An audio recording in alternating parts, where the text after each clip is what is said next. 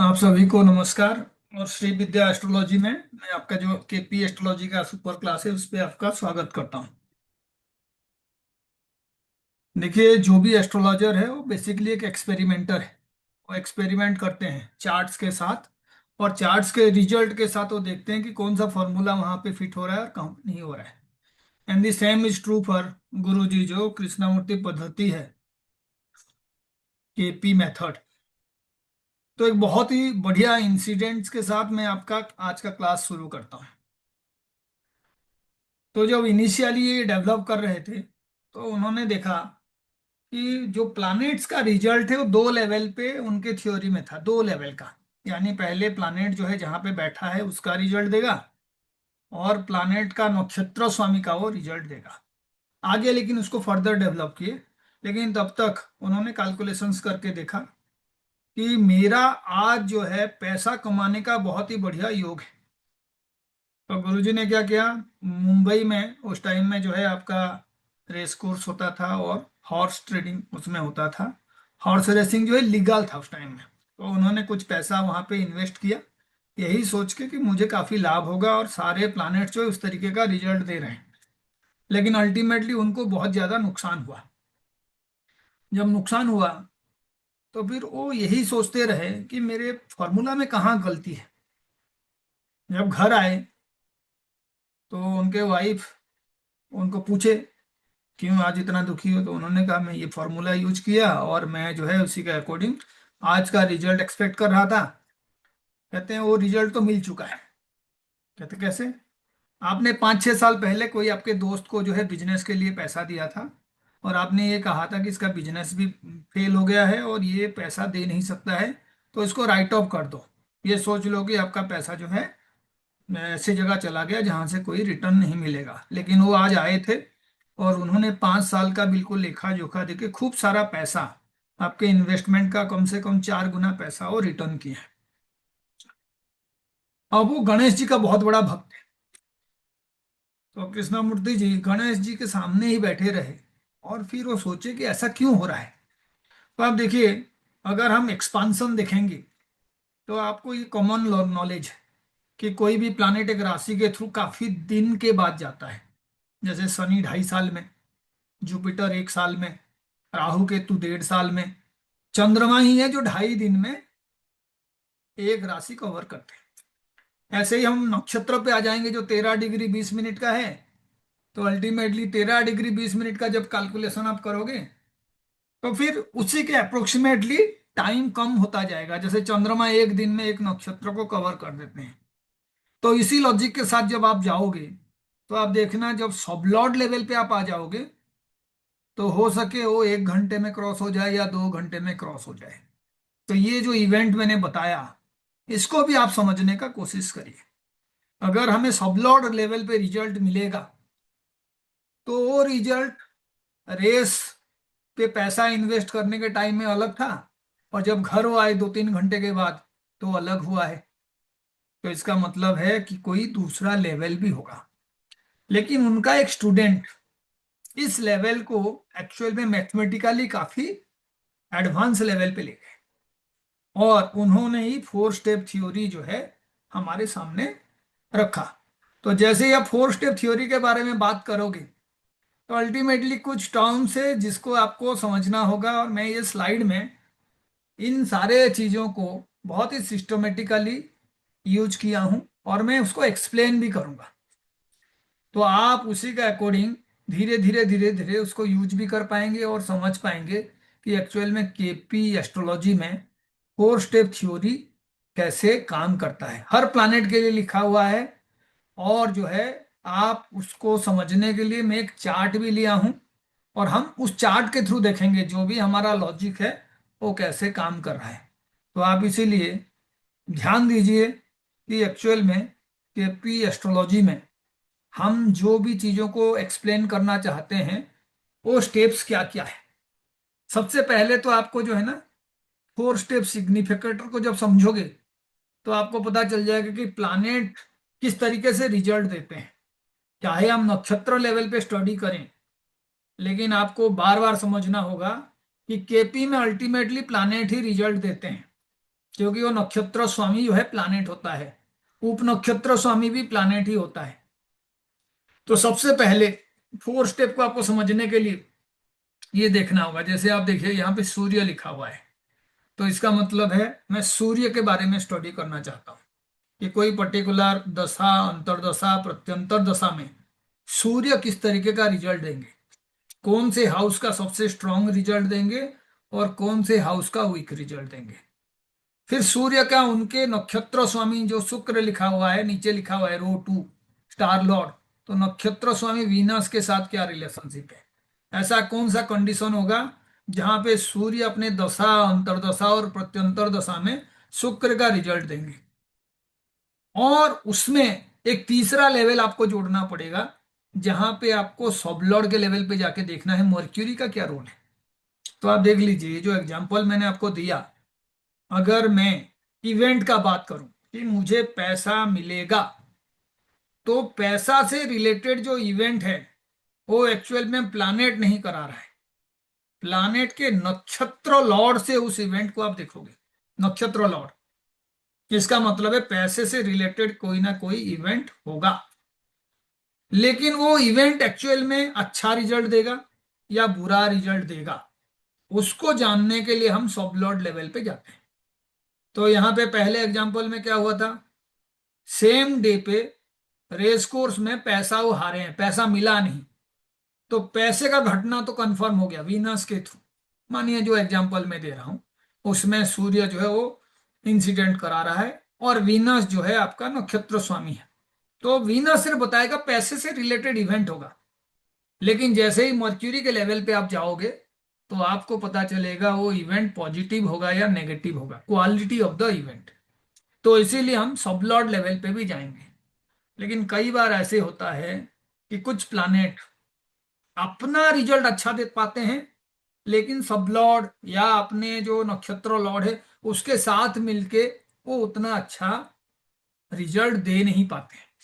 तो इसका मतलब है कि जो भी रिजल्ट हम देख रहे हैं वो चाहे हम 4 स्टेप में देखें कि वो प्लानेट कौन सा है और उस प्लानेट का नक्षत्र स्वामी कौन है, उप नक्षत्र स्वामी कौन है, और फिर उप नक्षत्र स्वामी का नक्षत्र स्वामी।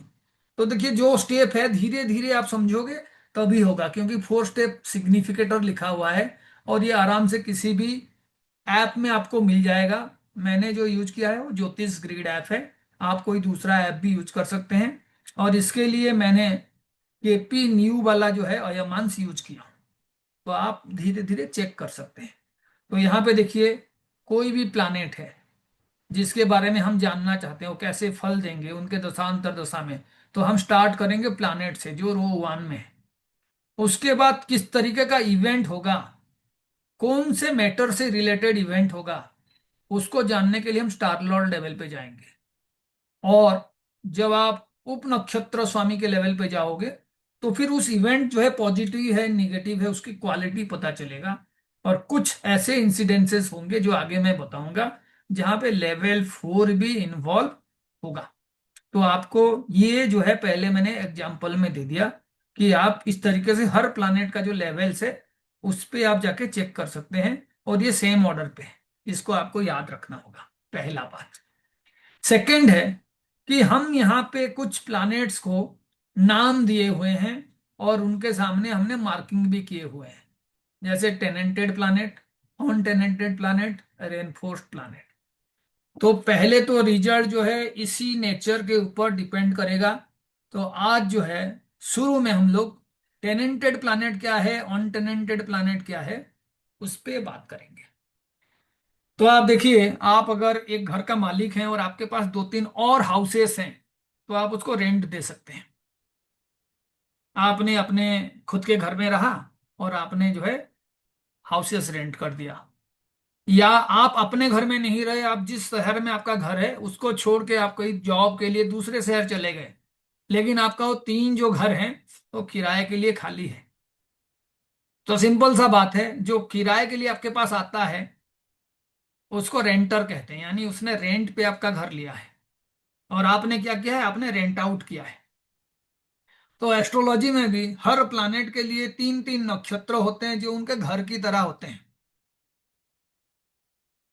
तो वो जरूरी नहीं है अपने ही घर में रहें, उन्हें भी काम करने के लिए कोई दूसरे जगह जाना पड़े, तब भी वो जो घर का स्टेट है, आप उसको रेंटेड हुआ है या नहीं हुआ है उस पे आराम से कह सकते हैं। जैसे मैं जिस जगह से बिलोंग करता हूँ वहां पे हमारा काफी सारे हाउसेस है रेंट देने के लिए, कई सारे रेंटर वहां पे रहते हैं। तो उस केस में सिंपल सा लॉजिक यही है कि ये जो तीन तीन हाउसेस हैं प्लैनेट्स का, उसको हम कहते हैं नक्षत्र। यानी हर प्लैनेट का तीन नक्षत्र होते हैं, और वो तीन नक्षत्र 9 प्लैनेट में गुना कर देंगे तो 27 नक्षत्र होते हैं। एक प्लैनेट जो राशि का लॉर्ड बनता है वो राशि 30 डिग्री का होता है, और जो नक्षत्र होता है वो 13 डिग्री 20 मिनट या 800 मिनट का होता है। तो हमने एक ऐसा प्लैनेट ले लेते हैं जिसके वो सारे मकान जो रेंट के लिए अवेलेबल है लेकिन वहां पे कोई भी रेंट पे नहीं है, तो फिर वो ऑन टेनेंटेड प्लैनेट है। यानी उसका घर तो है रेंट देने के लिए, सबके तरह तीन घर है, लेकिन वो खाली पड़ा है, अनटेनेंटेड। तो एक प्लैनेट अनटेनेंटेड हो जाएगा, और जो उसका उल्टा है वो टेनेंटेड हो जाएगा। तो आप यहाँ पे मुझे पूछ सकते हो कि सर क्या होगा अगर वो अपने ही घर में रहा, यानी उसका तीन घर है, रेंट में कोई दूसरा नहीं है, वो खुद जो है एक घर को ऑक्युपाई कर रखा है। तो ऐसे प्लैनेट को हम कह सकते हैं रेनफोर्स्ड प्लैनेट। लेकिन आप यहाँ पे भी देखिए, वो भी जो है टेनेंटेड की तरह अगर एग्जाम्पल में काम किया, तब भी जो है जो रिजल्ट हम देखने जा रहे हैं उसमें कोई डिफरेंस आएगा नहीं, क्योंकि उसका घर जो है ऑक्युपाइड हुआ है। और ये लॉजिक आप जैसे ही आगे जाओगे देख लोगे। तो पहला बात है टेनेंटेड एंड ऑन टेनेंटेड। तो हम लोग जैसे जैसे बात करेंगे एग्जाम्पल में भी हम देख लेंगे कि ऑन टेनेंटेड प्लैनेट कौन हो सकता है और टेनेंटेड प्लैनेट कौन हो सकता है। तो आप देखिए यहाँ पे मैंने जो भी हाउसेस प्लेस किए हैं, 12 हाउसेस हैं। नक्षत्र स्वामी पे ध्यान दीजिए जहां एनएल लिखा हुआ है। तो आप एनएल में देखिए वीनस है, मार्स है, जुपिटर है, केतु है, सन, मार्स, जुपिटर, मर्क्यूरी, सन, मार्स, जुपिटर, मर्क्यूरी। 12 घर में अगर हम नक्षत्र लॉर्ड देखेंगे तो आप देख सकते हो कि ऐसे ही प्लैनेट जो है कस्प जहाँ पे शुरू होता है, तो उसका साइन लॉर्ड भी बनेगा, नक्षत्र लॉर्ड भी बनेगा, सब लॉर्ड भी बनेगा, सब सब लॉर्ड भी बनेगा। और आप एबीसीडी को यूज करके देख सकते हैं कि वो रिजल्ट कैसे देगा। लेकिन रिजल्ट के लिए हम हाउसेस देखते हैं। लेकिन अगर प्लैनेट को आपको जानना है टेनेंटेड है या ऑन टेनेंटेड है, तो आपको सबसे पहले क्या ध्यान देना होगा कि ऐसा कौन सा प्लैनेट है जिसके नक्षत्र में कोई भी आपका जो है दूसरा प्लैनेट नहीं है। तो उसको आप चेक कर सकते हैं, और वहां से आप पता कर सकते हैं कि हाँ जी ये प्लैनेट टेनेंटेड है और ये प्लैनेट ऑन टेनेंटेड है। अभी मैं आपको एक सवाल पूछ रहा हूँ। जैसे मानिए आपने देखा मर्क्यूरी के जितने भी नक्षत्र हैं उसमें कोई भी प्लैनेट आके बैठा नहीं है, तो मर्क्यूरी क्या हो गया? ऑन टेनेंटेड। मर्क्यूरी अपने ही नक्षत्र में बैठा हुआ है, उसको हम रेनफोर्स प्लैनेट कह सकते हैं। लेकिन उसका रिजल्ट को आप ऑन टेनेंटेड के टर्म पे या टेनेंटेड के टर्म पे भी आप चेक करोगे, तो आपका जो लॉजिक है वो कभी फेल नहीं होगा। तो हम उस लॉजिक पे आते हैं, और ये अपने अपने चार्ट में आप जाके देख सकते हैं आराम से कि हाँ जी ऑन टेनेंटेड कौन है, टेनेंटेड कौन है। लास्ट जो हमारा क्लास था उसमें भी हमने इसको जो है समझाने का कोशिश किया था। अभी हम सेकेंड कंडीशंस पे आते हैं। ऑन टेनेंटेड और टेनेंटेड जानने के बाद आप क्या करोगे, रिजल्ट के लिए इस तरीके से देखोगे। तो आप देखिए यहां पे मैं कह रहा हूं जो ऑन टेनेंटेड प्लैनेट्स हैं वो प्राइमरीली किसका रिजल्ट देते हैं? जिस घर में वो बैठे हुए हैं। जो ऑन टेनेंटेड प्लैनेट होते हैं जिस घर में वो बैठे हुए हैं उसका वो प्राइमरी रिजल्ट देते हैं। प्राइमरी का मतलब है बहुत ही सिग्निफिकेशन के साथ वो रिजल्ट देते हैं ऑन टेनेंटेड अगर वो प्लैनेट है। तो मानिए आपका मर्क्यूरी ऑन टेनेंटेड है और मर्क्यूरी आके 6th हाउस में बैठ गया, यानी 6th हाउस में प्लेस्ड है, और मर्क्यूरी के कोई भी स्टार में कोई भी प्लैनेट नहीं है। तो इसका मतलब है कि मर्क्यूरी उस हाउस का रिजल्ट देगा। अभी मैंने एग्जांपल दिया था दूसरा, जहां पे प्लैनेट अपने ही स्टार पे बैठा हुआ है। मानो कोई कहता है कि नहीं जी उसका स्टार तो ऑक्युपाई हो गया, वो टेनेंटेड हो गया, तब भी आप देखो यहां पे कि primary result of the house occupied by it's NL. इसका मतलब रिजल्ट पे प्राइमरीली कोई डिफरेंस नहीं आ रहा है, क्योंकि वो खुद का ही एनएल है, तो इसीलिए जिस हाउस में बैठा होगा वो रिजल्ट देगा। तो इसका मतलब है कि चाहे वो ऑन टेनेंटेड प्लानेट हो या चाहे अपने नक्षत्र में बैठा हुआ प्लानेट हो, वो प्राइमरी रिजल्ट अपने हाउस का देगा। प्राइमरी रिजल्ट अगर समझ गए तो आप हाउसेस को आराम से जो है मार्क कर सकते हैं। ऐसे ही अगर प्लानेट टेनेंटेड है तो फिर नक्षत्र लॉर्ड जिस हाउस में बैठा हुआ है उसका रिजल्ट देगा। इस प्राइमरी कंडीशन को आपको समझना है। तो आप यहां पे देख सकते हैं, जो हमने चार्ट बनाए हैं उस पे एक कंडीशन आप यहां पे देख सकते हैं। तो देखिए, सूर्य जो है वीनस के नक्षत्रों में, नक्षत्र स्वामी हो गया, स्टार लॉर्ड वीनस, यानी वीनस क्या हो गया, टेनेंटेड प्लैनेट। वीनस का जगह जो है एक्चुअल में ऑक्युपाइड हो गया है, स्टार लॉर्ड है ना। तो सन जिस स्टार में है उसका लॉर्ड वीनस है, यानी वीनस के घर में सूर्य जाके बैठा हुआ है। ऐसे आप देखिए जुपिटर भी टेनेंटेड है, जुपिटर भी टेनेंटेड है, वीनस राहु शनि टेनेंटेड है, सूर्य चंद्रमा मरकरी टेनेंटेड है। तो आप यहाँ पे देख सकते हैं एक ऐसा प्लानेट जो जिसके स्टार में कोई भी नहीं है, यानी वो स्टार लॉर्ड ही नहीं बना है। तो पूरा चार्ट देखिए आपको पता चल जाएगा। कहीं पे आप मंगल देख पा रहे हो, एनीबॉडी?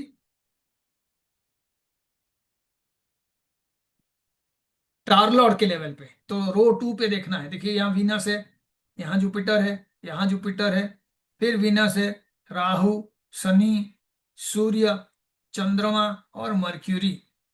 तो आप कंफर्म हो गए कि मंगल जो है एक ऑन टेनेंटेड प्लैनेट है। अगर मंगल ऑन टेनेंटेड प्लैनेट है तो फिर मंगल किसका रिजल्ट देगा? जिस साइन में मंगल बैठा हुआ है उसका स्ट्रॉन्ग रिजल्ट मंगल देगा। तो आप उसको देखिए, मैं ये आपको साइन दिखाता हूं और उसके बाद आप जो है देख के बताएंगे कि हाँ जी सर, ये जो आपका कंडीशन है उसी के अकॉर्डिंग मंगल ऑन टेनेंटेड होगा, तो मंगल इनका रिजल्ट दे सकता है।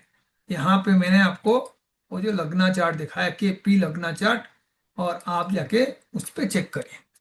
तो मेरा सबसे पहला सवाल है, मंगल अगर ऑन टेनेंटेड है, किसी का भी नक्षत्र स्वामी नहीं बना है, तो फिर मंगल जिस भी साइन में बैठेगा वो उसका सबसे इंपॉर्टेंट रिजल्ट देगा। तो आपको यहाँ पे देख के क्या पता चल रहा है मंगल कौन से हाउस का रिजल्ट देगा? उसके लिए आपको जो है एक्चुअल में केपी चार्ट में जो है जाके, इसमें दो है, भावचलित चार्ट है और केपी चार्ट है, तो आपको देखना है केपी चार्ट में जाके आप जो भावचलित नारायण लिखा हुआ है वहां पे आपको देखना है। तो आप देखिए वहां पे सेकेंड हाउस का मंगल रिजल्ट देगा, प्रोमिनेंट रिजल्ट, क्योंकि मंगल जो है ऑन टेनेंटेड है, उसके स्टार खाली हैं, कोई भी वहां पे बैठा नहीं है। ये प्राइमरी रिजल्ट है। लेकिन मैंने देखा था जुपिटर जो है बहुत बार बारंबार जो है दिखा रहा था कि उसके स्टार में कई सारे प्लानेट हैं। तो कोई पूछेगा सर जुपिटर तो टेनेंटेड है, उसके स्टार में प्लानेट आके बैठे हुए हैं, तो जुपिटर किसका प्रोमिनेंट रिजल्ट देगा? तो आपने एग्जांपल देख लिया कि जहां पे अनटेनेंटेड प्लानेट बैठता है उस हाउस का वो स्ट्रांग रिजल्ट देता है। लेकिन जो टेनेंटेड प्लैनेट है वो अपने नक्षत्र स्वामी का हाउस का रिजल्ट देता है। तो मैं फिर से स्क्रीन के सामने आपका ले आता हूं, जुपिटर का नक्षत्र स्वामी कौन है? आप एक बार ध्यान से देखिए और उसके बाद आप मुझे बताइए। यहाँ पे देखिए जुपिटर, जुपिटर का नक्षत्र स्वामी कौन है? यहाँ पे लिखा हुआ है राहु। Mercury mercury. जुपिटर का जो है अब ये देखिए ये हो गया प्लानेट। कोई भी प्लानेट आप देखेंगे ना फोर राहु सिग्निफिकेटर, तो राहु। जुपिटर लिखा हुआ है ना। ये है प्लानेट और ये उसका नक्षत्र स्वामी है राहु। तो इसका मतलब ये है कि जुपिटर जो है राहु जहां पे बैठा हुआ है उसका रिजल्ट देगा, नक्षत्र स्वामी का रिजल्ट देगा। तो रिपीट हम जब कर रहे हैं तो हम जाके फिर उसी साइन पे दोबारा से देख लेते हैं कि राहु कहाँ बैठा हुआ है। तो आप देखिए राहु कहाँ बैठा हुआ है, लगन में बैठा हुआ है। तो जुपिटर प्रोमिनेंट रिजल्ट किसका देगा? फर्स्ट हाउस का। पहला स्टेप ही समझा रहा हूं, तो आप ये नारायण भाव या भाव चलित चार्ट जो है वहां से देखोगे कि एक्चुअल में कौन से प्लानेट किसका प्रोमिनेंट रिजल्ट दे रहे हैं। इसी से आपका रिमेडी भी बहुत अच्छा निकल सकता है, जिसके बारे में हम आगे बात करेंगे। लेकिन आपको एक एक स्टेप जो है समझना है। पहले तो आप किसी के भी चार्ट देखेंगे तो आप शुरू करेंगे, जो प्लानेट रिजल्ट दे रहा है वो टेनेंटेड है या ऑन टेनेंटेड है। तो आप देखो यहाँ पे उसका लिस्ट लिखा हुआ है, और आप आराम से इस चीज को देख सकते हैं कि जो लिस्ट पे दिया हुआ प्लैनेट्स हैं वो प्लैनेट्स किस किस का रिजल्ट देंगे। तो मैं आपको रिपीट करा देता हूं। सबसे पहला रिजल्ट प्रोमिनेंटली जो देंगे वो स्ट्रॉन्ग रिजल्ट देंगे उसका। उसके बाद house owned by it which are empty, इसका मतलब है अन टेनेंटेड प्लैनेट का बात हो रहा है, जिसके घर अभी भी खाली है, कोई भी प्लैनेट वहां बैठा नहीं हुआ है। तो वो प्राइमरी रिजल्ट जहां खुद बैठा है उसका देगा। और उसके बाद जिस भी घर का वो मालिक होगा, एक तो बैठा हुआ प्लैनेट है, जैसे मानो मंगल है, बैठा हुआ है कहीं पे सेकंड हाउस में बैठा था, मंगल ने रिजल्ट दे दिया। उसके बाद फिर मंगल कौन कौन से हाउस का ओनर है, उसमें से आपको एम्प्टी हाउसेस को देखना है। हाउस ओनर तो देख लिए, एम्प्टी हाउसेस तो फिर एग्जाम्पल में जाते हैं, ताकि आपको जो है चीजों को समझने में आसानी होगा। मंगल अनटेनेंटेड था, तो मंगल जो है प्रोमिनेंट रिजल्ट सेकंड हाउस का देगा। लेकिन आप देखिए इस चार्ट में मंगल जो है 11th और 12th का लॉर्ड है, 11th एंड 12th का लॉर्ड है। ऐसे ही 4th हाउस का लॉर्ड है, क्योंकि नंबर जो है मंगल का आ रहा है 1, 8 और 8। आपको पता है एरीज का लॉर्ड मंगल होता है, स्कॉर्पियो का लॉर्ड भी मंगल होता है। तो कोई पूछेगा सर मंगल प्रोमिनेंटली सेकंड का रिजल्ट दिया क्योंकि ऑन टेनेंटेड है और वो उस साइन में हाउस में बैठा हुआ है, उसके बाद किसका रिजल्ट देगा। तो आप देखिए ये जो हाउस है ऑक्यूपाइड है, मंगल का हाउस है लेकिन ऑक्यूपाइड है। तो एम्प्टी हाउस कौन सा है, एक्चुअल एम्प्टी आप देखोगे तो 11th है। और यूरेनस नेपच्यून को भी हम प्लानेट के हिसाब से नहीं लेते हैं, तो 12th का भी रिजल्ट मंगल देगा। तो मंगल जो है सेकेंड हाउस का रिजल्ट देगा, प्रोमिनेंटली 11th हाउस का रिजल्ट देगा, फॉलोड बाय ये हाउस जो है उसका रिजल्ट देगा। लेकिन जहां प्लानेट बैठे हुए हैं उसका वो कमजोर रिजल्ट देगा। कितना आसान है इस रूल को अप्लाई करना। आप क्या करोगे, किसी का भी चार्ट आप देख रहे हो, आपको कोई प्राइमरी सवाल वो पूछा है, तो आप देखना समय जो है सबसे बड़ा इंपॉर्टेंट फैक्टर होता है। तो इसीलिए सीधा दशा पे जाके देखो, उस दशा में उस तरीके का रिजल्ट हो रहा है कि नहीं। फिर अंतरदशा जाके चेक करो, फिर प्रत्यंतर दशा चेक चेक करो। तो उनके जो स्वामी हैं वो अनटेनेंटेड प्लानेट है या टेनेंटेड प्लानेट है। जहां पे स्ट्रॉन्ग रिजल्ट देगा उसको आप मार्क कर दो 1, फॉलोड बाय एम्प्टी हाउसेस का रिजल्ट होगा। उसके बाद सेकेंडरी हाउसेस का रिजल्ट भी वो दे सकते हैं, लेकिन जो नॉट एम्प्टी है बहुत ही सिंपल है। जैसे आप किसी के घर में रेंट में रह रहे हैं, तो आप जो है एक्चुअल में रेंट में रह रहे हैं, तो आप उस घर में कुछ चेंज करना चाहते हैं, उसके स्ट्रक्चर में कोई मेजर चेंज, तो आपको मालिक को पूछना ही होगा। लेकिन जब आप खुद ही जो है तीनों घर आपका खाली है, कोई वहां पे नहीं रह रहा है, तो आपको जब भी जरूरत होगा जो भी चेंज कराना है कर लोगे। यहां तक कि जब आप रेंट पे दे देते हो तब भी आपके ऊपर रेस्ट्रिक्शंस आ जाता है, even if you are the owner of the house. कोई घर पे आपका रह रहा है तो आप जो है बिना परमिशन के उसके घर नहीं जा सकते हो, इवन दो ही जो टेनेंट। चेंजेस भी करना होगा तो उसका परमिशंस चाहिए, उसके साथ आपको बात करना होगा। तो जब आप ऑन टेनेंटेड प्लानेट हो इस तरीके का कोई रेस्पॉन्सिबिलिटी आपका नहीं है। तो इसीलिए प्राइमरी रिजल्ट जहां बैठ जाओगे उसी का आप दोगे। उसके बाद आपका जो खुद के हाउसेस हैं अगर एम्प्टी है तो उसका रिजल्ट दोगे। और तीसरे लेवल पे उन हाउसेस का आप रिजल्ट दोगे जिसका आप मालिक हो लेकिन वो खाली नहीं है। लेकिन ये लास्ट वाले जो है बहुत ही नेग्लिजिबल लेवल पे उसका रिजल्ट आएगा। आपका एनर्जी जो है पहले दो कंडीशंस में फुलफिल होगा। उस केस में अगर टेनेंटेड प्लानेट है, इसका मतलब है कि उसके साइन में जो आपके स्टार्स हैं उसमें कोई और प्लैनेट्स आके बैठे हुए हैं, एक भी बैठा हुआ हो, तो प्राइमरी रिजल्ट अपना नहीं दे सकता है। फिर वो प्राइमरी रिजल्ट जो है अपने नक्षत्र स्वामी का देगा। जो भी उसके नक्षत्र स्वामी उसके जहां पे भी बैठे हुए हैं उसी का ही वो रिजल्ट देगा। उसके बाद फिर से सेम लॉजिक, अपना हाउस का एम्प्टी वाला कंडीशंस का रिजल्ट नहीं होगा, यहाँ पे नक्षत्र लॉर्ड मेन हो जाएगा।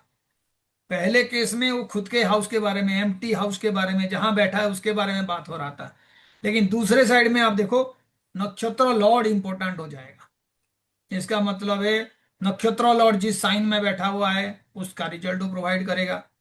फिर जो एम्प्टी हाउसेस नक्षत्र लॉर्ड का है उसका रिजल्ट प्रोवाइड करेगा। उसके बाद जो भी नक्षत्र स्वामी का हाउस है उसमें कोई बैठा हुआ है लेकिन वो खाली नहीं है, इस कंडीशन में उसका रिजल्ट जो है करेगा। तो आप अभी आराम से मुझे पूछ सकते हैं, सर आपने एक एग्जांपल दिया था जुपिटर वाला, उसमें तो हमने देखा कि जुपिटर का नक्षत्र स्वामी राहु है। तो फिर राहु तो कोई हाउस का ओनर होता नहीं है, फिर राहु कैसा रिजल्ट प्रोवाइड करेगा?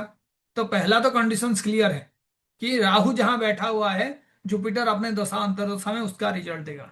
लेकिन अगर राहु का कोई भी हाउसेस नहीं है तो कैसा रिजल्ट देगा? तो ये लॉजिक को आपको यूज करोगे। और मैं अभी आता हूं ये जो कंडीशंस अभी हुआ उसके ऊपर बात करने के लिए, क्योंकि लॉजिकल होना चाहिए चीजें।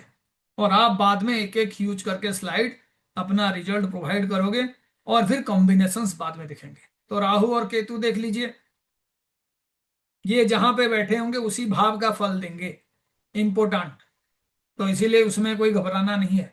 राहु और केतु अपने दशा अंतर्दशा में जहां बैठे होंगे उसका फल देंगे। यहाँ पे नक्षत्र लॉर्ड वाला कॉन्सेप्ट को छोड़ देना, तो जहां बैठे हैं सबसे प्रोमिनेंट फल उसी का देंगे। फिर उसके बाद आप राशि चार्ट जाके देखोगे और आपको पता चल गया कि राहु के साथ कोई प्लैनेट बैठा हुआ है, कंजंक्शन में बैठा हुआ है, राहु के साथ कोई दूसरा प्लैनेट है। तो फिर केपी चार्ट में वो जहां पे भी बैठा होगा, वो जो प्लैनेट जो राहु के साथ बैठे होते हैं ये उसका फल देंगे। और जो भी राहु केतु के ऊपर एस्पेक्ट देते हैं, यानी आपने एस्पेक्ट पढ़ा होगा लेकिन यहाँ पे आपको वेस्टर्न एस्पेक्ट के बारे में बात करना होगा। और मैंने जब आपको बीएनएन पढ़ाया था तो भी कई सारे कॉम्बिनेशंस मैंने बताया था, उसके साथ एस्पेक्ट को आप जोड़ सकते हो। जैसे कोई प्लानेट 2 और 12 में है, कोई प्लानेट सेम हाउस में है तो 1 1 एस्पेक्ट हो गया, 2 12 में है तो 2 12 एस्पेक्ट हो गया, 3 11 में है तो 3 11 एस्पेक्ट हो गया, 4 10 में है तो स्क्वायर वाला एस्पेक्ट 4 10 हो गया, फिर ट्राइनल एस्पेक्ट हो गया 5 और 9 वाला, उसके बाद 6 8 वाला भी एस्पेक्ट आ जाएगा, फिर 7 7 वाला एस्पेक्ट भी आ जाएगा। तो बहुत ज्यादा डिफिकल्ट नहीं है। जो भी प्लानेट एस्पेक्ट देते हैं यानी राहु केतु के ऊपर दृष्टि डालते हैं राशि चार्ट में, ये उनका भी फल देते हैं। और सबसे कमजोर फल किसका देते हैं? जिस भी साइन में बैठे हैं उसी साइन लॉर्ड का। तो ये उनका पावर है, राहु केतु जहां बैठे हैं उस भाव का सबसे ज्यादा फल देंगे। उसके बाद अगर कोई प्लैनेट कंजंक्शन में है तो उसको थोड़ा सा आपको स्टडी करना पड़ेगा, फिर केपी चार्ट में देखना पड़ेगा कि वो कौन से हाउसेस को ये कर रहे हैं।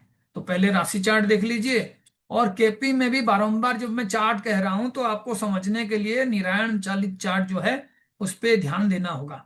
कई बार आप देखना एक केपी चार्ट होगा साथ में फिर निरायण चलित चार्ट होगा।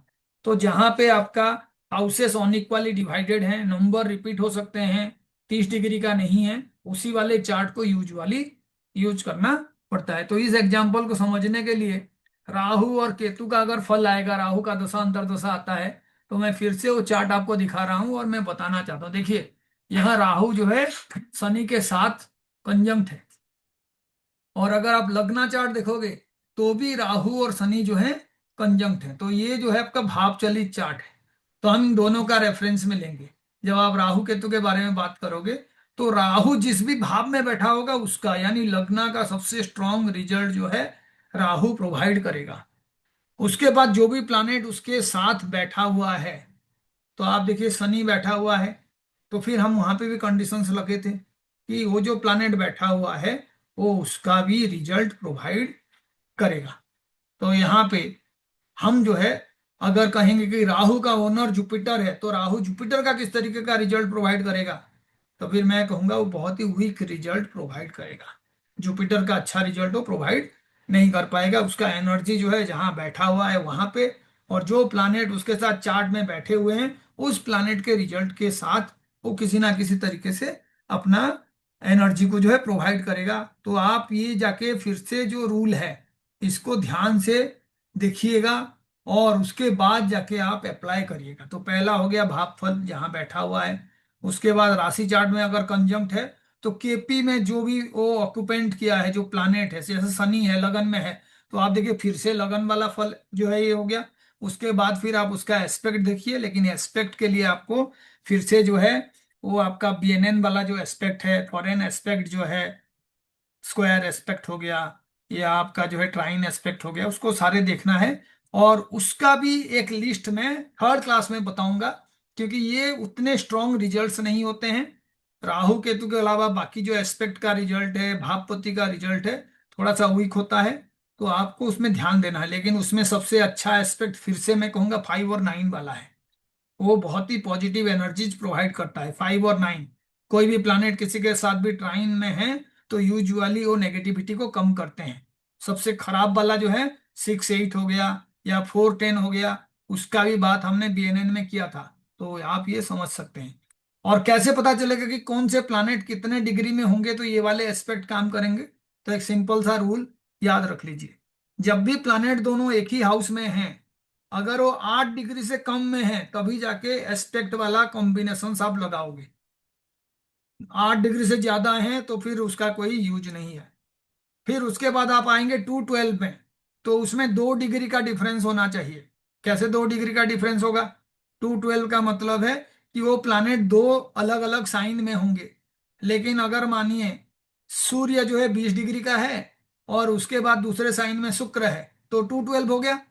लेकिन अगर वो 19 डिग्री में है तब जाके उसका एस्पेक्ट आप 2 12 वाला कंडीशन यूज करेंगे। उसमें क्या होता है, रिजल्ट जो है किसी भी डायरेक्शन में जा सकता है। हपाजार्ड रिजल्ट्स मिलता है जब 2 12 में दोनों प्लैनेट्स होते हैं, क्योंकि 2 पॉजिटिव है और 12 नेगेटिव है। इसीलिए बीएनएन में जो पढ़ाया था उसको यहाँ पे भी यूज करना है कि कहाँ पे पॉजिटिव रिजल्ट हो सकता है और कहाँ पे नेगेटिव रिजल्ट हो सकता है। 3 11 लेकिन अच्छा रिजल्ट है, क्योंकि आप जानते हैं 3 कर्म को रिप्रेजेंट करता है, हार्डवर्क को रिप्रेजेंट करता है, 11 गेन को रिप्रेजेंट करता है। तो ऐसे केसेस में यूजुअली प्लानिट एक दूसरे के एनर्जी को इंक्रीज करते हैं, एनहेंस करते हैं, पॉजिटिव रिजल्ट मिलता है। लेकिन जैसे ही 4 10 आएगा, स्क्वायर इफेक्ट, ये बहुत ही नेगेटिव होता है। यहाँ पे मैंने बताया था कि 6 8 4 और 10 बीएनएन का ये रूल यहाँ पे भी याद रखना है। और इसके लिए जो डिग्री है ये 8 डिग्री का है कंडीशंस। उसके बाद आपके पास 7 7 वाला है, आमने सामने है, तब भी 8 डिग्री से कम होगा तब यूज करेंगे। तो इसमें ज्यादा टाइम वेस्ट करने का जरूरत नहीं है। आप लेकिन राहु केतु के लिए पहला वाला फल और राशि चार्ट में जो भी प्लानेट कंजंक्ट हुआ है वो केपी में कहाँ ऑक्युपाई कर रहा है, उसका फल आपको जैसे भी हो देखना होगा। एस्पेक्ट के केस में आप आ सकते हैं। अब आइए आप इसी चीज को समझने के लिए दोबारा से हम लोग देखते हैं कि ये जो जातक का हमने चार्ट लिया है, अगर वहां से हम कुछ स्टडी करना चाहते हैं तो ये रूल्स को कैसे अप्लाई करेंगे, कौन से हाउस का स्ट्रांग रिजल्ट मिलेगा, कौन से हाउस का वीक रिजल्ट मिलेगा, राहु केतु के लिए कैसे करेंगे। और ये जो रूल्स हमने बताए हैं ये रूल्स किस किस के लिए एप्लीकेबल है, तो आप देख लीजिए। दशा लॉर्ड के लिए भी ये रूल एप्लीकेबल है, अंतर्दशा लॉर्ड के लिए भी एप्लीकेबल है, और sublord of the above planets यानी दशा लॉर्ड का जो सबलॉर्ड है उसके लिए, और अंतर्दशा लॉर्ड का जो सबलॉर्ड है उसके लिए। तो आप पहले जितने भी प्लैनेट्स आएंगे उनका एक्चुअल में कौन से हाउस का स्ट्रॉन्ग रिजल्ट देंगे, कौन से हाउस का वीक रिजल्ट देंगे, एक एक करके सॉल्व करिएगा। सारे प्लैनेट को एक साथ मत मिलाइएगा। उसके बाद प्लैनेट गिव्स 4 फोल्ड रिजल्ट, अभी हमने बात कर चुके हैं, लेकिन मैं दोबारा से बता देता हूं कि वो 4 फोल्ड रिजल्ट क्या है। अब दे आर नक्षत्र लॉर्ड, अभी हमने बात किया था। कुछ प्लानेट हैं जो अपने नक्षत्र लॉर्ड का इंपोर्टेंट रिजल्ट्स देते हैं। और फिर ऑक्यूपेंसी, ऑन टेनेंटेड प्लानेट होते हैं, वो बी का प्रोमिनेंट रिजल्ट देते हैं जहां पे वो बैठे हुए हैं। Of houses owned by NL, नक्षत्र स्वामी जो जो हाउस ओन किया है उसका रिजल्ट, और houses owned by the planet itself, तो ये हमने ऑलरेडी डिस्कस कर चुके हैं। उसमें भी किसका प्रोमिनेंट रिजल्ट देगा, अगर एनएल का दे रहा है तो एम्प्टी हाउस का पहले रिजल्ट देगा, जो ऑक्युपाइड हाउस है उसका कम रिजल्ट देगा। जो ऑक्युपाइड हाउसेस हैं खुद का, उसका कम रिजल्ट देगा। और जो खुद का ओन्ड हाउस है लेकिन खाली है उसका स्ट्रॉन्ग रिजल्ट देगा। राहु के बारे में हमने ऑलरेडी बात कर लिया, एक स्पेशल रूल। इसको आपको याद रखना है। और लाइफ में दूसरों को हेल्प करने के लिए आपको जो है अच्छे अपॉर्चुनिटीज ढूंढना होता है। जहां जितना भी प्रॉब्लम हो, उस प्रॉब्लम के बीच भी जो फाइन पॉइंट्स है उसको देखना होता है। तो आप देख लीजिए, कॉस्प मैंने कहा था कि जहां से श्री गणेश होता है एक हाउस का, उसको कॉस्प कहते हैं। तो कई बार क्या होता है, कॉस्प का जो डिग्री होता है उसके बिल्कुल पास में कोई प्लानेट होता है। बाकी सारे रूल भूल जाइए। अगर ऐसा कंडीशंस होता है कि उसको कॉस्प के अराउंड 3 डिग्री 20 मिनट के अंदर कोई प्लानेट है, तो वो प्लानेट जिस भी कॉस्प के पास है उस कॉस्प का सबसे स्ट्रॉन्ग रिजल्ट देगा। तो अभी इसको कैसे समझेंगे? अभी जो हमने चार्ट लिया है उसमें हम पहले कॉस्प देख लेते हैं। ये सारे देखिए कॉस्प है ना। ये धनु राशि में है, 21 डिग्री 54 मिनट का। तो अल्टीमेटली लॉजिक क्या बता रहा है कि अगर ये धनु राशि में है, तो अगर मैं उसको 30 में गुना करके देखूंगा, तो 8 साइन के लिए × 30, 240 डिग्री। तो ये कस्प का जो पोजीशन है 261 डिग्री 54 मिनट में है। तो लॉजिक ये कह रहा है कि इसके 3 डिग्री 20 मिनट आगे या पीछे उसी दौरान कोई भी प्लानेट अगर रहेगा, तो फिर वो एक नंबर हाउस का सबसे स्ट्रांग रिजल्ट देगा। तो आपको जो है धीरे धीरे ये ढूंढना है कि इतने सारे प्लैनेट्स हैं, ऐसा कोई प्लैनेट है क्या जो मेरे कॉस्प के आसपास है। थोड़ा टाइम लगेगा, क्योंकि ज्ञान अगर इतने आराम से मिल जाए तो फिर आप कोई मेहनत करोगे नहीं, आप जाके उसको ढूंढिएगा। लेकिन ये लॉजिक जो है कि हाँ जी, कौन सा ऐसा हाउस है, कॉस्प है, जो आपको इस तरीके का फल देता है। तो ये स्पेशल रूल मैंने लिख दिया है। एक और रूल आपके सामने ये है। देखिए, ऑन टेनेंटेड प्लैनेट के बारे में बात हो रहा है। तो वो कह रहा है कि भाई ये एक्स्ट्रा रूल्स है, जहां पे कोई ऑन टेनेंटेड प्लैनेट किसका स्ट्रॉन्ग सिग्निफिकेटर होगा, जो राशि चार्ट में एस्पेक्ट करता है उन हाउसेस का वो स्ट्रॉन्ग सिग्निफिकेटर होगा। राशि चार्ट में जिसको एस्पेक्ट करता है। तो आप देखिए, कृष्णा मूर्ति पद्धति में उन्होंने फॉरेन के जो आपके अयमांस हैं, फॉरेन में जो अनइक्वल डिविजन है, उसको बहुत ज्यादा एम्फासिस दिए थे। तो इसीलिए मैं बार बार दोहरा रहा हूं, यहाँ पे भी आपको राशि चार्ट में एस्पेक्ट्स देखना होगा। और वो एस्पेक्ट कोई नहीं, जो मैं अभी बात किया था, वो 11, 212, 311, 410, और उसका डिग्री याद रखना है। 212 में दोनों के बीच 2 डिग्री का डिफरेंस होगा, 311 में 4 डिग्री का होगा। बाकी सारे कॉम्बिनेशंस के लिए 8 डिग्री के अंदर अगर होंगे तो एस्पेक्ट का रिजल्ट रहेगा। तो आपको ये देखना है। तो ऑन टेनेंटेड प्लैनेट राशि चार्ट में जो जो हाउसेस को एस्पेक्ट करता है उसका वो स्ट्रॉन्ग रिजल्ट देगा। अगर अच्छा एस्पेक्ट है तो स्ट्रॉन्ग पॉजिटिव रिजल्ट देगा, और अगर नेगेटिव एस्पेक्ट है तो स्ट्रॉन्ग नेगेटिव रिजल्ट देगा। ऐसे ही give strong results of the planet which are closely conjunct in rashi chart.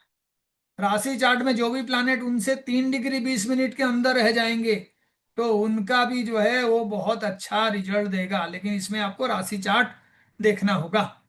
राशि चार्ट के अंदर जो भी बहुत क्लोजली किसी प्लैनेट का होगा, तो अपने दशा अंतरदशा में उसका वो रिजल्ट देगा। वो 3 डिग्री 20 मिनट वाला यहाँ पे भी वैलिड है।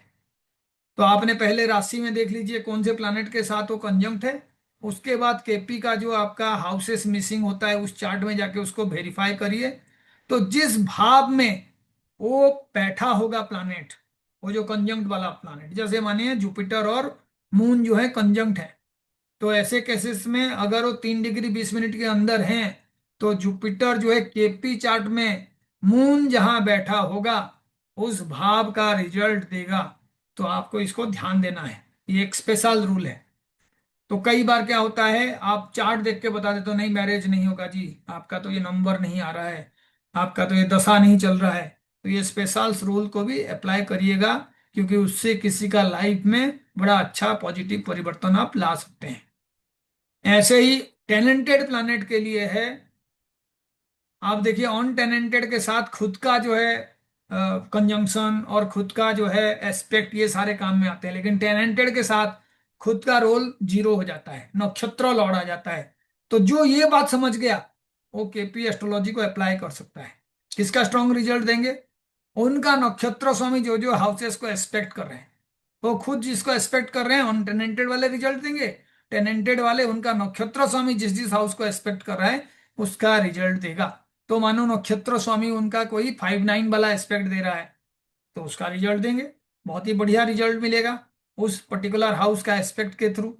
4-10 वाला है तो फिर रिजल्ट जो है नेगेटिव डायरेक्शन में जाएगा। 2-12 में उसमें आपका पॉजिटिव भी हो सकता है और नेगेटिव भी हो सकता है। 3-11 में मटेरियल गेन मिलेगा, आपको जो है एफर्ट्स करने का मौका मिलेगा।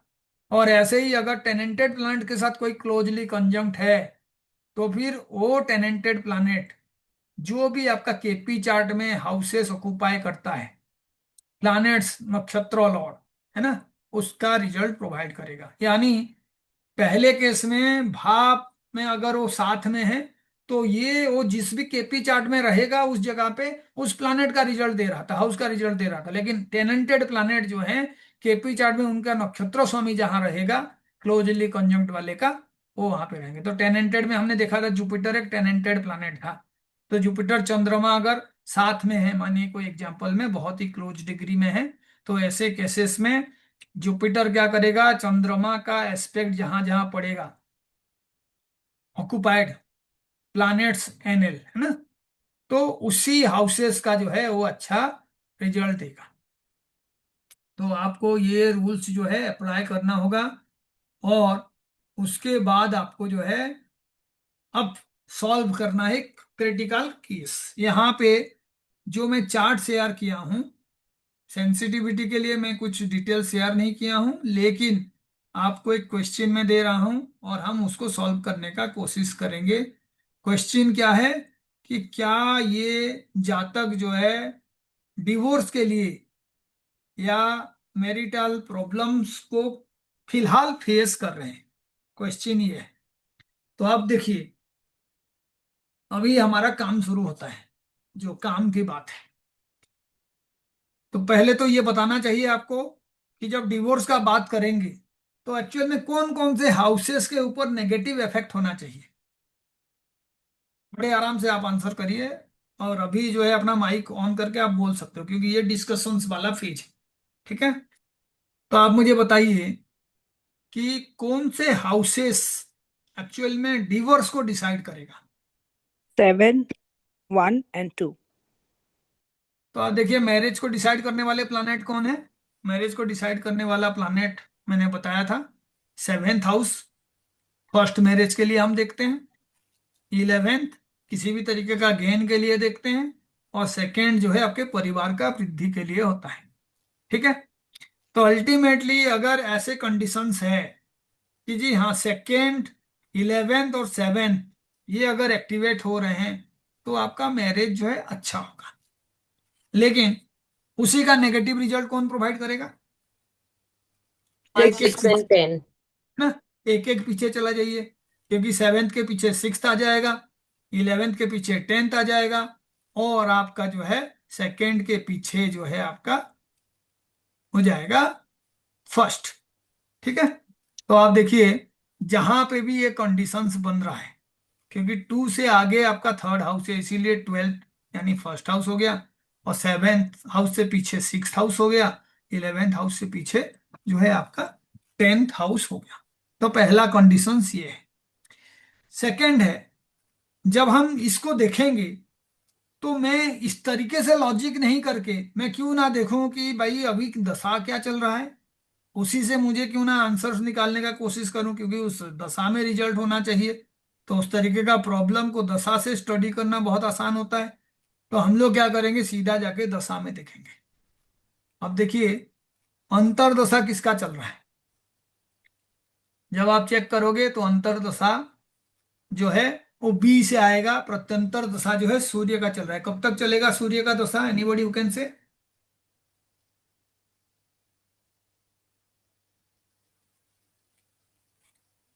रहा है चार्ट में आपको 2 जुलाई 2026। 2 जुलाई 2026। अभी आप नोट डाउन कर लीजिए, जो दशा है वो वीनस का दशा है, और जो भुक्ति है और बुध का भुक्ति है। ठीक है, वीनस का दशा, और जो अंतरदशा है वो जो है मर्क्यूरी का अंतरदशा है। अब इतना आपको इनपुट दिया गया है, तो आप पहले रिजल्ट जाके देखेंगे कि किसका रिजल्ट एक्चुअल में वो प्रोवाइड कर रहे हैं।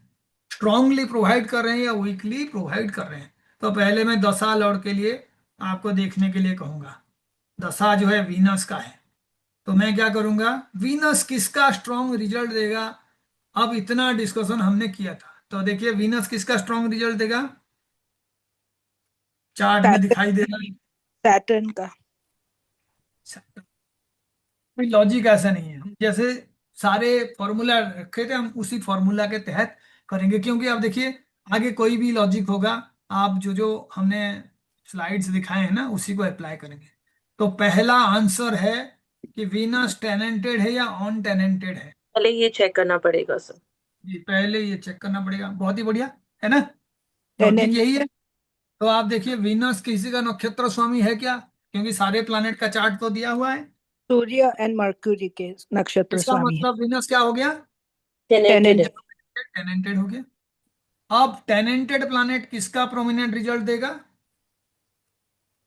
अपने नक्षत्र स्वामी के। बहुत ही बढ़िया। तो उसके नक्षत्र स्वामी कौन है, सैटर्न। सैटर्न। सैटर्न है। तो एक बार मैं जाके पहले देख लेता हूं सैटर्न बेचारा कौन से भाव में है और क्या करेगा। सेकंड हाउस में। फर्स्ट हाउस में बैठा है, नारायण चलित में आ जाइए, उसको मत देखिए, ठीक है ना। ये है अनइक्वल डिवीजन वाला हाउस, जहां पे हाउसेस गैप हो सकता है, क्योंकि रिजल्ट यहीं से आएगा। कौन से हाउस हो गया, लग्न। First house. यानी आप जो आंसर ढूंढ रहे थे उसका एक बिट तो हो गया, क्योंकि मैंने बोला था शादी के लिए प्रॉब्लम क्रिएट करने वाले प्लानेट कौन कौन बनेंगे, जो भी फर्स्ट हाउस। एक्टिवेट करेगा सिक्स हाउस को, टेंथ हाउस को और फर्स्ट हाउस को। फर्स्ट हाउस को। ठीक है, अभी हम उस पे आ जाते हैं कि अगर वो शनि का रिजल्ट दे रहा है तो सेकंड स्टेप में किसका रिजल्ट देगा, क्योंकि एक जहां हाउस पे तो वो हो गया। बैठा हुआ है। ये सेकंड में रिजल्ट मैंने बताया था आपको, ये जो रूल्स है ना, रूल्स को बिल्कुल ध्यान में रखना है, क्योंकि रूल्स अगर इधर उधर हो गया तो फिर आप जो है अप्लाई नहीं कर पाओगे, फिर दूसरे को आप क्या सलाह दोगे, है ना। टेनेंटेड प्लैनेट प्राइमरी रिजल्ट नक्षत्र स्वामी का देगा, है ना। उसके बाद नक्षत्र स्वामी का जो खाली हाउसेस हैं उसका रिजल्ट देगा, है ना। आप जैसे अभी कह रहे थे जो जहां बैठा है, तो बैठने वाला बात है नहीं यहाँ पे। तो नक्षत्र स्वामी कौन है शुक्र का, Saturn. Saturn. Saturn. Saturn. Saturn का खाली हाउसेस कोई है, नहीं है सर। नहीं है। चालीस तो नहीं। इसका मतलब है वो सेकंड हाउस का वीक रिजल्ट देगा। अगर सेकंड हाउस का स्ट्रांग रिजल्ट देता तो क्या होता, तो शादी शादी चल बढ़ जाती। आप समझ गए। लॉजिक को ऐसे ही आगे बढ़ाना है।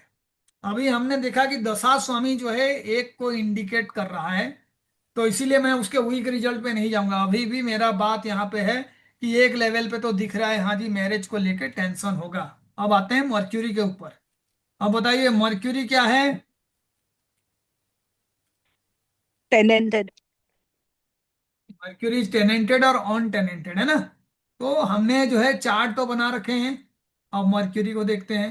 मर्क्यूरी का लॉर्ड कौन है, वीनस। वीनस। और देखिए मर्क्यूरी यहाँ पे अगर आ रहा है तो मर्क्यूरी टेनेंटेड होगा। तो आप देखिए केतु का लॉर्ड जो है मर्क्यूरी है, जी। तो मर्क्यूरी इज ऑल्सो टेनेंटेड। तो आप सेकेंड लॉजिक पे आ जाइए, मर्क्यूरी किसका रिजल्ट देगा, अपने नक्षत्र स्वामी का। आपने नक्षत्र स्वामी का। कौन है मर्क्यूरी का नक्षत्र स्वामी, वीनस। ठीक है। तो इसका मतलब है कि वो थर्ड हाउस का रिजल्ट प्रोवाइड करेगा। दोबारा से आप यहाँ पे चेक कर लीजिएगा जो भी कंडीशंस है, ताकि आप उसको बार बार जाके चेक करो। मैं डिटेल्स दे दूंगा, आप उसको वेरीफाई कर सकते हो, ठीक है। तो आप यहाँ पे देखिए मर्क्यूरी टेनेंटेड है, इसीलिए मर्क्यूरी जो है अपने नक्षत्र स्वामी का रिजल्ट देगा। और मर्क्यूरी जो है उसका नक्षत्र स्वामी जो है वीनस है। उसके बाद किसका प्रोमिनेंट रिजल्ट देगा, एम्प्टी हाउस का जो बोला। जो भी अपने एम्प्टी नक्षत्र हाउस, स्वामी के एम्प्टी हाउसेस का। नक्षत्र स्वामी का एम्प्टी हाउसेस। तो बताइए मर्क्यूरी का जो नक्षत्र स्वामी है वीनस, उसका एम्प्टी हाउसेस कौन सा है, नहीं है, दोनों ऑक्यूपाइड है। Fifth fifth number, fifth house. Fifth, है ना। ये देखिए खाली है। वीनस का जो हाउस होते हैं वो होता है टॉरस साइन, और आपका एक में चंद्रमा बैठा हुआ है, तो ये फिफ्थ का भी रिजल्ट प्रोवाइड करेगा, स्ट्रॉन्ग रिजल्ट, ये दोनों। ठीक है, अभी सूर्य के बारे में बात करते हैं। सूर्य, क्योंकि अभी Probably, सूर्य का भी कंडीशन। हाँ जी। the Taurus sign is also in sixth house. Taurus is in sixth house, लेकिन उसमें से एक जो है फिफ्थ हाउस जो है ऑन ऑक्युपाइड है ना, जी, तो उसका स्ट्रॉन्ग रिजल्ट देगा और सिक्स्थ का भी वीक रिजल्ट देगा। बात समझ रहे हैं, लेकिन वो understood. रिजल्ट देगा, जैसे भी हो उसका रिजल्ट जो है नेगेट होगा, लेकिन इतना नहीं होगा, थोड़ा पॉजिटिविटी बचेगा। ठीक है, थर्ड हाउस Understood. और इसका। बात समझ रहे हैं, तो हमें Understood. टेंथ का, एक्चुअली सर फिर टेंथ का भी देगा? टेंथ का भी देगा, लेकिन बात यहाँ पे है कि आप हाँ। देखिए यहाँ पे दो हाउसेस हैं, जैसे सिक्स और टेंथ, दोनों का वो रिजल्ट देगा, लेकिन वीक रिजल्ट देगा। ठीक है, और यस ये सर। जो है हमारा एक्चुअल में, मैंने एक एग्जांपल दिया था लास्ट टाइम कि एक इंसान जो है पानी में तैर रहा था और एक पेड़ के सहारे, लेकिन उसके ऊपर आके एक बंदर जैसे ही बैठ गया तो वो दोनों डूब गए। तो कई बार क्या होता है, हमारा लाइफ में इंसिडेंसेस ऐसे होते हैं जहाँ पे छोटे छोटे नेगेटिव रिजल्ट्स भी एंड रिजल्ट को बहुत खराब कर देता है। लेकिन ये देखने का तरीका मैं बता रहा हूँ, थर्ड क्लास में मैं आपको बताऊंगा पिन पॉइंटेड आंसर्स कैसे करेंगे, लेकिन आपको पहले जो लॉजिक हमने बताए हैं दशा अंतर्दशा में वो प्लानेट कैसे रोल प्ले कर रहा है, उसको देखने के लिए मैं बताया हूँ। अब हम आते हैं सूर्य पे। आपको समझ में आ गया यहाँ पे, जो नक्षत्र जी, लॉर्ड जहां understood. बैठा है उस हाउस का रिजल्ट देगा। Yes, उसके sir. बाद नक्षत्र लॉर्ड का जो खाली हाउसेस है उसका स्ट्रॉन्ग रिजल्ट देगा, और जहां पे कोई बैठा हुआ है उसका वीक रिजल्ट देगा। लेकिन जो ये वीक रिजल्ट भी दे रहा है, ये हमारा थ्योरी को स्ट्रॉन्ग बना रहा है, क्योंकि दोनों के बीच किसी ना किसी तरीके से डिस्टरबेंसेस बढ़ रहा है, क्योंकि सिक्स्थ आ रहा है, टेंथ आ रहा है, और First आपका आ जो रहा है. है फर्स्ट भी आ रहा है। ठीक है, अभी हम सूर्य के लिए भी जाते हैं कि हाँ जी, सूर्य और चंद्रमा, क्योंकि आप देखो सूर्य जुलाई तक है, जरूरी नहीं है कि अभी वो डिवोर्स के लिए सोच रहे हैं तो अभी हो जाएगा। फिर चंद्रमा, तो अगर दशा चीजों को और खराब कर रहा है तो आप उसको समझ सकते हैं, जैसे चंद्रमा है सूर्य के बाद, जैसे जुलाई मानो हो गया, उसके बाद में सीधा चंद्रमा में आ जाता हूं, तो चंद्रमा क्या रिजल्ट देगा? Anybody who can say? वो जिस घर का tenanted tenanted है, planet. so it will give the nakshatra swami उसके का result. ये कंफर्म है, वो भी टेनेंटेड है। ठीक है, तो उसका नक्षत्र स्वामी कौन है? चंद्रमा का। देन गो टू दैट, तो आप ऐसे अलग अलग स्टेप पे चेक करोगे, नक्षत्र स्वामी कौन है? Jupiter. जुपिटर। ठीक है, जुपिटर है, तो आप फिर से जाइए और जुपिटर का पोजीशन देखिए, आपको लगेगा कि चीजें कितना क्लियर। यस। ठीक है, उसके बाद जुपिटर का साइन का रिजल्ट देगा वो, इजंट इट? जुपिटर का स्ट्रॉन्ग रिजल्ट देगा, और उसके बाद जो है जुपिटर का जो साइन है, लेकिन दोनों ही ऑक्युपाइड हैं, तो इसीलिए आप ये कह सकते हो कि थर्ड और इसका वीक रिजल्ट देगा, लेकिन स्ट्रॉन्ग रिजल्ट किसका देगा? सिक्स का। सिक्स का। तो आप देखो धीरे धीरे जो दशा चल रहा है, ये जितने भी हाउसेस है जो चीजों को खराब करेंगे वो उसको एक्टिवेट करता जा रहा है। ठीक है, मंगल का बात आएगा तो मंगल क्या करेगा? क्योंकि चंद्रमा के बाद तो मंगल का दशा आएगा, तो मैंने एग्जांपल में बताया था मंगल ऑन टेनेंटेड है, तो किसका रिजल्ट देगा मंगल?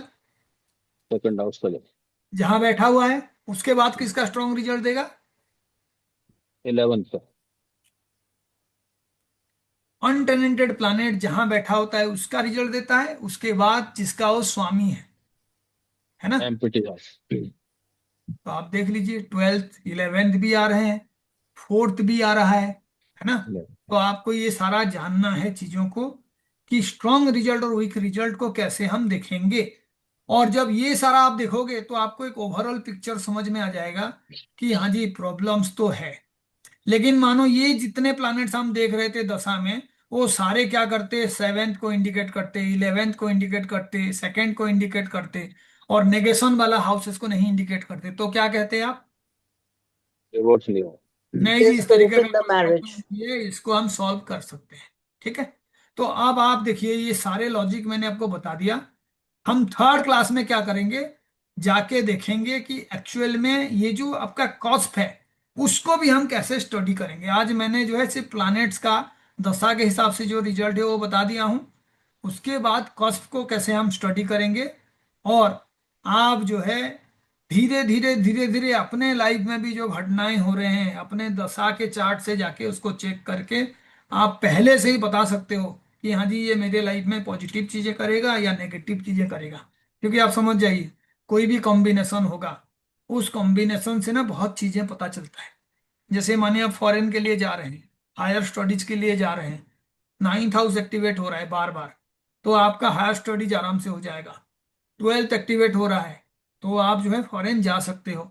लेकिन जो चीज आप ढूंढ रहे हो उसके ऑपोजिट एक्टिवेट हो रहा है, 11th एक्टिवेट हो रहा है, 8th एक्टिवेट हो रहा है, तो आप समझ जाओ उसमें परेशानी आएगा।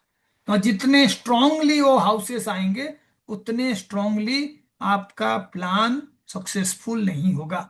तो पहले तो आपको ये अगर समझ में आ जाएगा ना कौन सा प्लानेट स्ट्रांग रिजल्ट देगा, कौन सा प्लानेट वीक रिजल्ट देगा, तो फिर आप बिल्कुल जो है आंसर्स ढूंढने के लिए कभी भी जल्दबाजी नहीं करेंगे।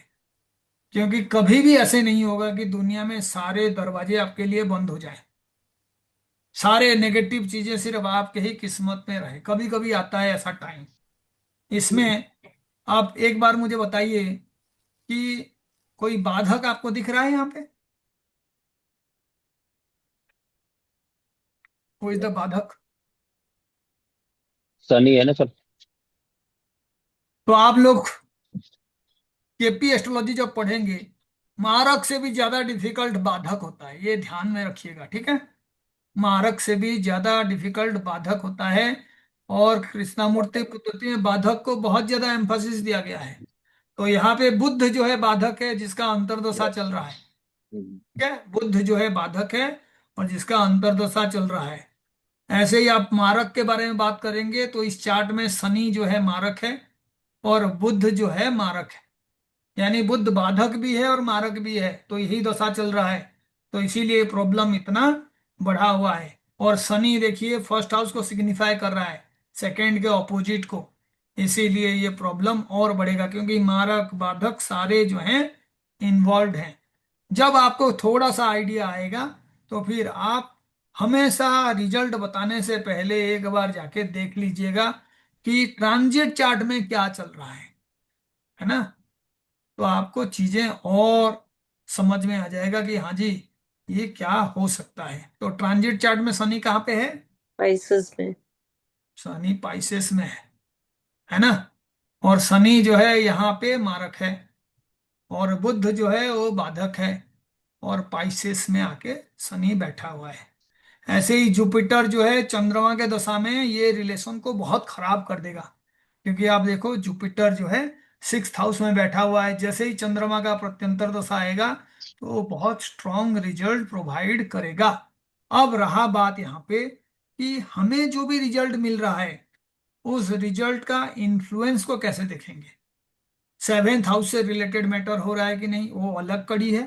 वो मैटर जो है पॉजिटिव होगा या नेगेटिव होगा वो एक अलग कड़ी है। दशा में वो चीजें होना चाहिए।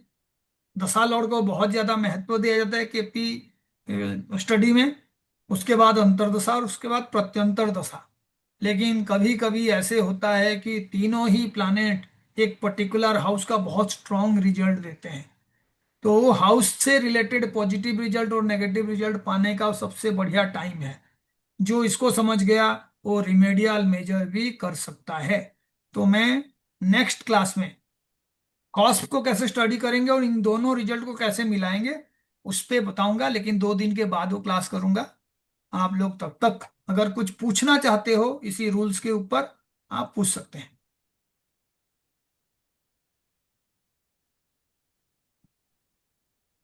सर एक क्वेश्चन है। हाँ जी। सर जैसे मान लो अपन ने ये मैरिज वाला ही एग्जांपल लिया। अब इसमें हाँ जी। जैसे अपना 1 6 10 एक्टिवेट हो रहे हैं इसमें मान लो, हाँ जी। और साथ में फिफ्थ भी एक्टिवेट है। हाँ जी। तो ऐसी कंडीशन में जैसे डिवोर्स होगा या फिफ्थ उसकी हेल्प कर जाएगा? देखिए जब सारे प्लैनेट्स एक साइड से, ये रस्सी खींचने वाला एग्जांपल है, ठीक है ना। हम्म, तो इसमें लॉजिक लगाना है कि जो भी 5th हाउस को एक्टिवेट कर रहा है वो एक्चुअली 6th को भी एक्टिवेट कर रहा है। ठीक है। Yes yes yes. लेकिन मैक्सिमम प्लैनेट्स हैं जो 6th को, 10th को और फर्स्ट को एक्टिवेट कर रहे हैं। हम्म। बात समझ रहे हैं? और फिर वो कोई यस। पॉजिटिव प्लैनेट्स नहीं है। जैसे बुध है, बुध नेगेटिव प्लैनेट है, शनि है, शनि नेगेटिव प्लैनेट है, इस चार्ट के लिए भी नेगेटिव प्लैनेट्स हैं। ठीक है, Yes. तो Yes, sir. जितने नेगेटिविटी बढ़ेगा आपका रिजल्ट उतना ही नेगेटिव डायरेक्शन में जाएगा। बचाने के लिए जितने पॉजिटिव प्लैनेट्स आएंगे उतना ही अच्छा रिजल्ट मिलेगा। तो Yeah. ये सिर्फ एक जो है ना, आपको पहले प्रिलिमिनरी आइडिया के लिए, ऐसा नहीं है कि एक ही दिन में हम क्लास करेंगे और ऑपरेशन कर देंगे। ये पहले मैं Yes. बता रहा हूँ कि चीजों को कैसे समझेंगे, उसके बाद तो कॉस्ट का काम आएगा। क्योंकि जिसके बारे में एक्चुअल में हम बात कर रहे हैं, कोई भी इवेंट वो कॉस्ट से देखा जाता है। एक प्लानिट अच्छा रिजल्ट देगा या बुरा रिजल्ट देगा, कौन से हाउस का रिजल्ट देगा, उसके बारे में बताया हूं। नेक्स्ट क्लास में मैं बताऊंगा कि कॉस्ट को कैसे स्टडी करके आप बताओगे कि हाँ जी 4 स्टेप में ये रिजल्ट्स आ रहा है। ठीक है, तो मैं आपको जो है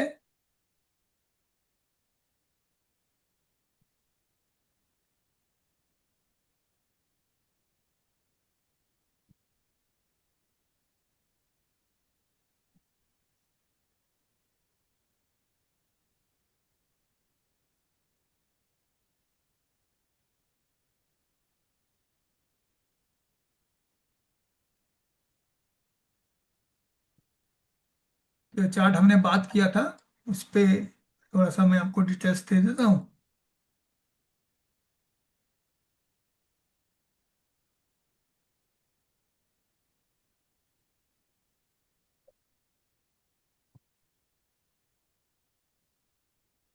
ठीक है, यहाँ पे जैसे मैंने ये लिया है अयमांस, आप अयमांस को अपने तरीके से चेंज कर सकते हैं। और हमने जो है केपी न्यू वाला अयमांस लिए है। ठीक है, उसके बाद जैसे ही मैं केपी में क्लिक करूंगा तो आपको ये सारे चार्ट्स आपके सामने आ जाएंगे। लग्ना चार्ट हो गया, नारायण चार्ट हो गया, D9 चार्ट हो गया। अगर आपको कुछ चेंजेस वगैरह करना है, कोई स्पेशल चार्ट भी लाना है, तो आप यहाँ से बहुत सारे ऑप्शंस हैं, उसको आप स्क्रीन पे ला सकते हैं। उसके बाद फिर आप ये 4 स्टेप सिग्निफिकेटर जो आज मैंने बताया, आप उस पे जाके कोई भी प्लानेट किस तरीके का प्लानेट है, स्ट्रॉन्ग रिजल्ट किसका देगा, वीक रिजल्ट किसका देगा, उस लॉजिक को आप अप्लाई कर सकते हो। यहाँ से आपको दशा वगैरह के बारे में पता चल जाएगा। और हम एग्जाम्पल में लेने के टाइम में लिए थे, मरकरी का दशा है, भुक्ति जो है सूर्य का आ रहा है, जो भी आएगा उसको आप उसी के अकॉर्डिंग देखेंगे। ठीक है, और सूर्य के बाद जैसे चंद्रमा का भुक्ति आएगा ना, तो फिर ये प्रॉब्लम जो है बढ़ेगा। जो भी आपका लॉजिक है उसको आप Yes, यूज sir. करेंगे। ठीक है, इसके बाद ये कॉस्प है, तो आप ये भी ध्यान दीजिएगा कॉस्प के पास में कोई प्लानेट है क्या, तो वो उसका स्ट्रॉन्ग रिजल्ट दे सकता है। तो मानिए कोई 7th के पास है, ऐसे प्लानेट का आप जब भी रिमेडीज करोगे तो आपका मैरिज बच सकता है। 11th का रिमेडीज करोगे तो वो मैरिज बच सकता है, सेकेंड का रिमेडीज करोगे तो बच सकता है। ये सिंपल कंडीशंस है, इसको आपको यूज करना है। उसके बाद ये आपका प्लैनेट्स का डिटेल्स है, कहाँ पे है, ऑक्यूपेंसी क्या है, ओनरशिप क्या है, जो सिग्निफिकेशंस हम देख रहे थे वो यहाँ से आप देख सकते हो। जैसे मार्स के लिए नेक्स्ट क्लास में ये जितने भी आपके नंबर्स आ रहे हैं, जो कि आपका कॉस्ट का नंबर है, वहाँ मैं बताऊंगा। और फिर हम फाइनली देखेंगे कि क्या रिजल्ट मिल सकता है। सिमिलरली एक दूसरा थ्योरी है मल्टी स्टेलर थ्योरी, जो एडवांस पढ़ना चाहते हैं उनके लिए है। उसके बाद क्लासिकल सिग्निफिकेशंस और जो सिग्निफिकेटर हैं, ये सारे type A B C D। बहुत ही अच्छा ऐप है, इसमें सारा डिटेल्स दिया हुआ है। और ये अभी करेक्शन फेज में भी है, कुछ कुछ चेंज पे कर रहे हैं। नेक्स्ट क्लास में हम लोग मिलते हैं। ठीक है, मैं ये thank you PPT so share much कर प्रभा। दूंगा। हाँ जी, नमस्कार प्रभा सभी जी, को। रिकॉर्डिंग बंद करेंगे 1 सेकेंड। हाँ मैं कर रहा हूँ, 1 मिनट।